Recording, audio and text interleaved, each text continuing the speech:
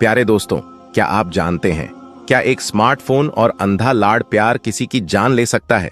क्या गुनाहों की नहुसत इतनी गहरी हो सकती है कि 6 मर्द मिलकर भी एक लड़की की मैयत ना उठा सकें? प्यारे दोस्तों, आज हम आपको एक ऐसी नाफरमान लड़की की दास्तान सुनाएंगे जिसे सुनकर आपकी रूह कांप जाएगी। रमजान उल मुबारक के मुकद्दस महीने में जब हर तरफ रहमतों का नज़ुल होता है, ये लड़की सहरी और इफ्तारी के वक्त अपनी माँ पर हाथ क्यों उठाती थी? आखिर उसने अपने स्मार्टफोन पर ऐसा क्या देखा कि उसने अपनी बूढ़ी माँ को जमीन पर पटक दिया? बाप की हलाल कमाई और माँ के जेवर लेकर वो आधी रात को किसके पास भागी थी? जंगल में मिली उसकी लाश के साथ जानवरों ने ऐसी क्या दरिंदगी की जो देखने वालों के होश उड़ गए? और सबसे खौफनाक मंजर, जब कफन हटाया गया तो उसकी जबान सीने तक क्यों लटक रही थी और कानों से मोटे मोटे कीड़े क्यों निकल रहे थे? आखिर एक माँ की तड़पती हुई दुआ ने आखिरत का फैसला कैसे बदल दिया? तो इस सब कामोज दास्तान को आखिर तक जरूर देखिए। ये वीडियो आपकी जिंदगी बदल देगी। किसी गांव में एक बहुत ही नेक और परहेजगार आलिम साहब रहते थे। उनका नाम अब्दुल कलाम था और वो अपनी बीवी फातिमा के साथ एक छोटी सी लेकिन सुकून भरी जिंदगी गुजार रहे थे। शादी के कई सालों तक उनके घर कोई औलाद नहीं हुई। मन्नतों, मुरादों और रातों को उठ उठ कर तहज्जुद में रोने के बाद अल्लाह पाक ने उनको एक ही बेटी अता की। अब्दुल कलाम अपनी बेटी से बेइंतहा मोहब्बत करते थे। दोनों मियाँ बीवी ने बड़े प्यार से अपनी इस इकलौती बच्ची को पाला। उनकी बेटी का नाम जैनब था। जैनब बचपन से ही बहुत खूबसूरत थी। जब भी वह अपनी तोतली जबान में मीठी मीठी बातें करती तो दोनों मियाँ बीवी अपनी बेटी की इन अदाओं पर निहाल हो जाते। उन्हें लगता कि दुनिया की सारी खुशियां उन्हें मिल गई हैं।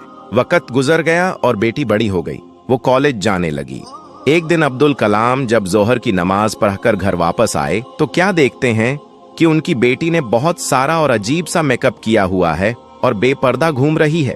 अब्दुल कलाम को इस बात पर बड़ा गुस्सा आया। उन्होंने अपनी बीवी को बुलाया और कहा, ऐ अल्लाह की बंदी, समझाओ अपनी बेटी को, ये क्या हरकतें शुरू कर दी हैं इसने? इकलौती बेटी होने का ये मतलब हरगिज नहीं कि यह इस तरह की गलत हरकतें करे और आजाद घूमे। तुम उसे पर्दे की नसीहत करो। आलिम के घर में यह सब नहीं चलेगा। आलिम साहब की बीवी फातिमा को इस बात पर बहुत बुरा लगा कि उसके शौहर ने उसकी लाडली बेटी को डांट दिया। उसने शौहर को तो सामने से कुछ ना बोला, लेकिन बेटी का हाथ पकड़कर नाक फुलाए हुए अंदर कमरे में चली गई। अब्दुल कलाम पीछे से बस इतना ही कह सके, देख लेना फातिमा, तुम्हारा यह अंधा लाड प्यार एक दिन तुम्हें बहुत रुलाएगा और तुम जरूर पछताओगी। अगले ही दिन अब्दुल कलाम रोजगार के सिलसिले में कुछ पैसे कमाने के लिए सऊदी अरब चले गए। जाते वक्त अब्दुल कलाम अपनी बेटी का माथा चूमने लगे और नम आंखों से कहने लगे, बेटी हमेशा खुश रहो, बस कुछ अरसे की बात है, मैं कुछ पैसे कमाकर वापस तेरे पास लौट आऊंगा। बस तुम दोनों माँ बेटी अपना ख्याल रखना और अल्लाह को राजी रखना। ऐसे ही वक्त गुजरता गया। एक दिन जैनब की माँ घर का कुछ काम कर रही थी कि अचानक बेटी अपनी माँ के पास आई और जिद करते हुए कहने लगी, माँ मुझे एक बड़ा टच वाला मोबाइल लेना है। मेरे साथ की जो लड़कियां हैं कॉलेज में, वो सब अपने साथ महंगे मोबाइल लेकर आती हैं। मुझे भी हर हाल में मोबाइल चाहिए। माँ ने घबराते हुए कहा, नहीं बेटी, इसी वजह से तो तेरे बाप ने तुझे डांटा था।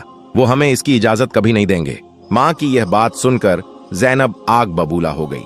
उसने चीखते हुए अपनी माँ से कहा, माँ मुझे कुछ नहीं पता, ना तो मैं कुछ खाऊंगी, ना पीऊंगी, ना घर का कोई काम करूंगी और ना ही कॉलेज जाऊंगी।